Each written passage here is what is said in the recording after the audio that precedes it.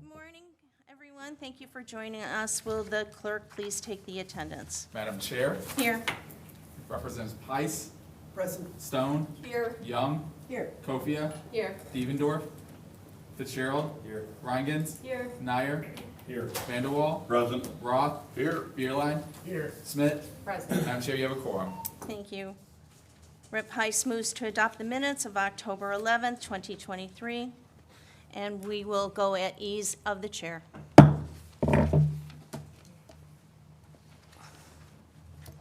Until 9:30. Thank you.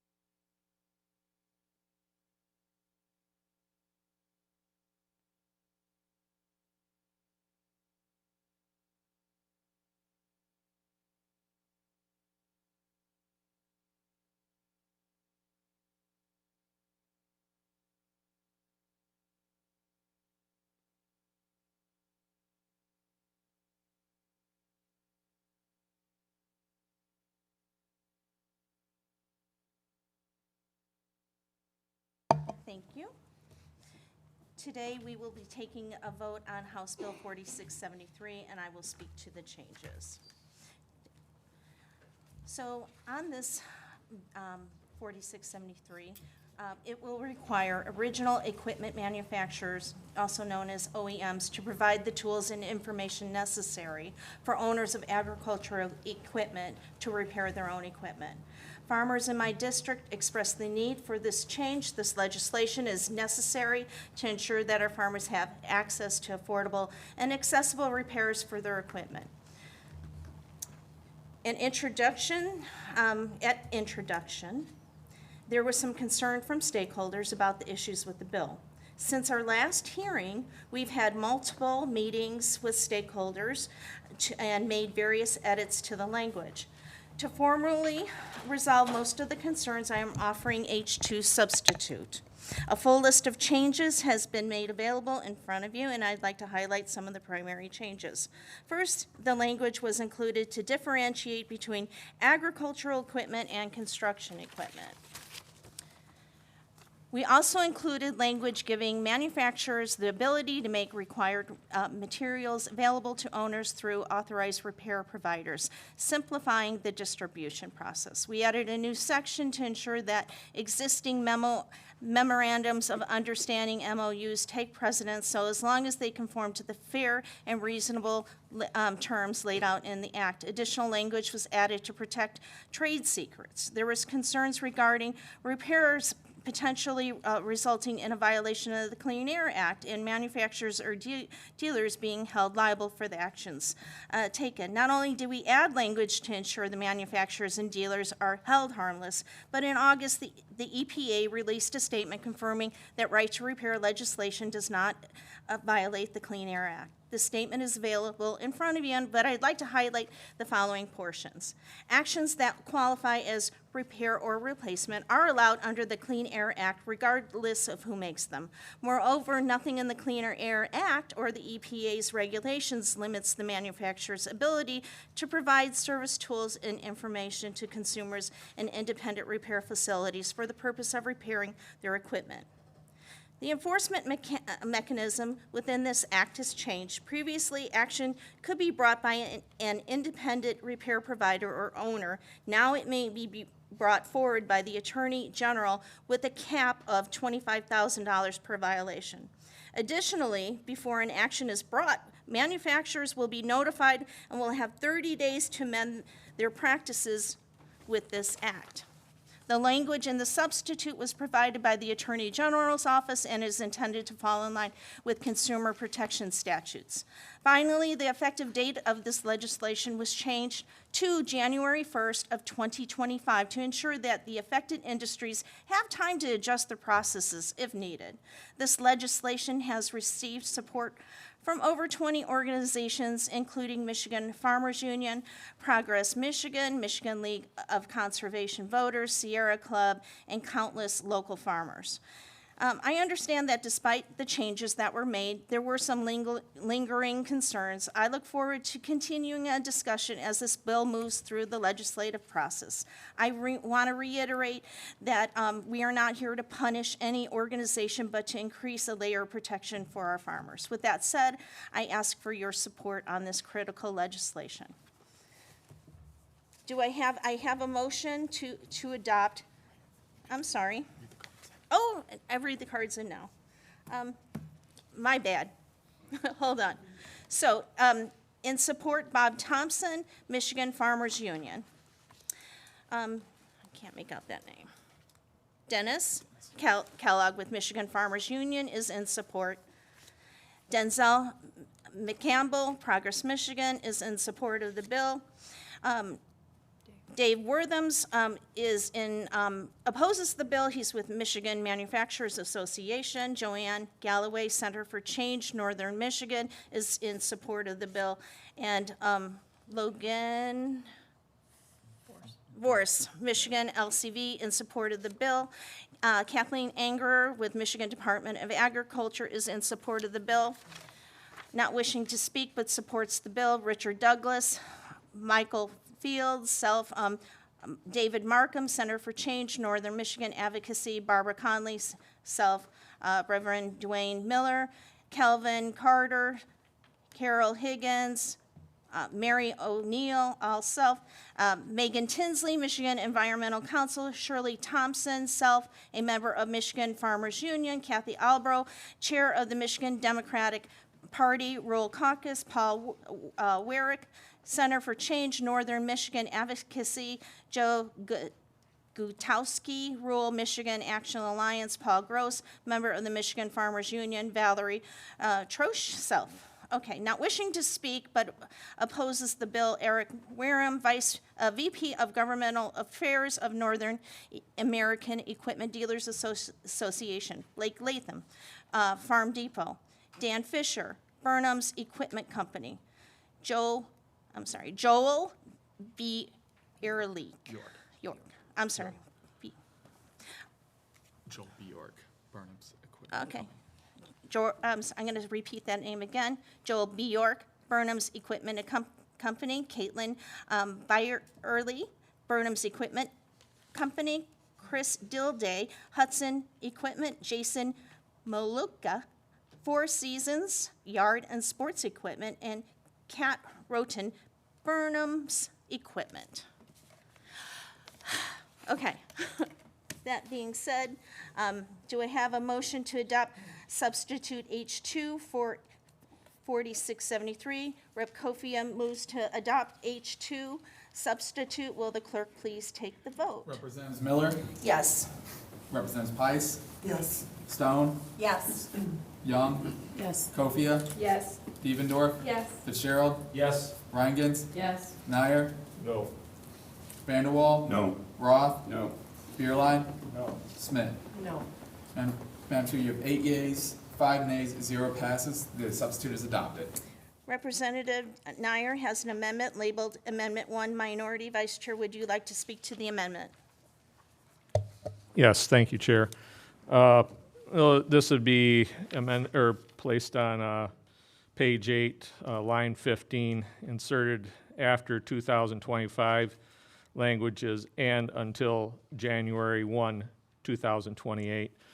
The purpose of putting in this language is to mandate a review on this, so that way it will reflect the changing conditions that could occur in the marketplace or in the business as a whole with changing technology. So that way we are able to review this in a timely manner and hopefully not put any undue burden to the farmers of this state. Are there any questions to the amendment? Do I have a motion to move HB 40, I'm sorry? What? Motion to move the Oh, amendment. I'm sorry. Motion to move the amendment? Yes. Yes. Clerk, please take the roll. Representatives Miller, No. Pice, No. Stone, No. Young, No. Kofia, No. Devendorf, No. Fitzgerald, No. Reingans, No. Nair, Yes. Vanderwall, Yes. Roth, Yes. Beerline, Yes. Smith. Yes. Madam Chair, you have 5 yeas, 8 nays, 0 pass. The amendment is not adopted. Okay. Do I have a motion to move HB 4673 as substituted out of our committee with recommendations? Rep. Reingans makes the motion. Will the clerk please take the roll? Rep. Nair wants to speak. Oh, I'm sorry. Thank you. Just a couple of points I'd like to make there. With the MOU in place, this makes a fair playing field for us as the state of Michigan as a whole to the nation. Well, everything will be equal. And I know that the MOU, as it reads now, we're in compliance. But if things change in the marketplace, whether it be because of technology or other causes, markets as a whole change there, it may put the farmers of Michigan at a disadvantage in getting availability to tools, or because we may be at an economic disadvantage in availability to parts because of this static rule. Hence my idea of having the sunset clause in there, making us forced to review this on a regular basis. At this point here, another problem or issue that I have with it there is it's unclear what fair pricing means. We need to, or fair and reasonable in pricing, what that means. And that draws to concern as to who determines that pricing there. So at this point here, I am reluctant to support this bill. Thank you. Would you, clerk, take the roll? Representatives Miller, Yes. Heist, Yes. Stone, Yes. Young, Yes. Kofia, Yes. Devendorf, Yes. Fitzgerald, Yes. Reingens, Yes. Nyer, No. Vanderwall, No. Roth, No. Beerline, No. Smith. No. Madam Chair, you have 8 yeas, 5 nays, 0 passes. It is reported with recommendation as substituted H2. Thank you. There being no further business before the committee will stand adjourned. Thank you, everyone.